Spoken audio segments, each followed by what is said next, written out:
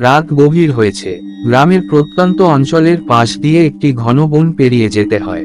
সেই বনের নাম কাকফুল বন।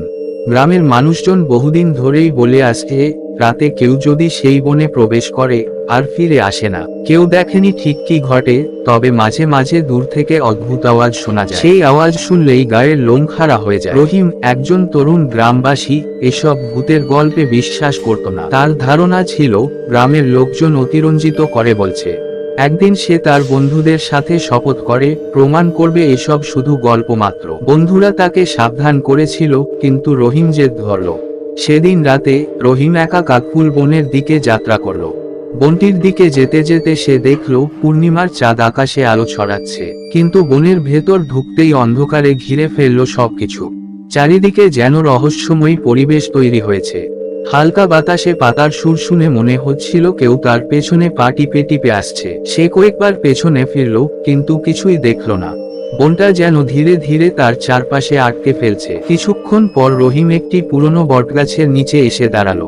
গাছটি এত পুরনো ছিল যে তার শিকড় মাটির ওপর ঝুলেছিল, আর গাছের ডালে অদ্ভুত ছায়ামূর্তি নড়াচড়া করছিল। হঠাৎ সে অনুভব করল তার শরীর ভারী হয়ে যাচ্ছে, পা যেন আটকে যাচ্ছে মাটিতে। সে তাকিয়ে দেখল তার পায়ের চারপাশে লতাপাতা জড়িয়ে আসছে। আতঙ্কিত হয়ে সে মুক্ত হতে চেষ্টা করল, কিন্তু কিছুতেই পারল না। ঠিক তখনই তার সামনে এক মহিলার ছায়ামূর্তি ভেসে উঠল। মহিলাটি সাদা শাড়ি পরে দাঁড়িয়েছিল, কিন্তু তার মুখ দেখা যাচ্ছিল না।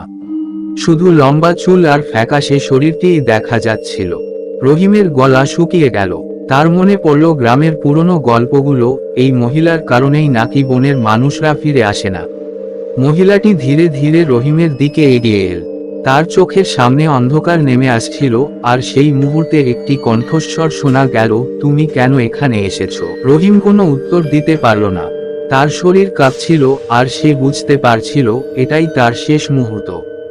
মহিলাটি তার খুব কাছাকাছি এসে দাঁড়ালো এবং তারপর ধীরে ধীরে তার মুখটা তুলে ধরল। রহিমের সামনে ভেসে উঠল একটি বীভৎস চেহারা। মুখটা যেন পুড়ে গিয়েছিল, আর চোখের জায়গায় শুধুই ফাঁকা গর্ত।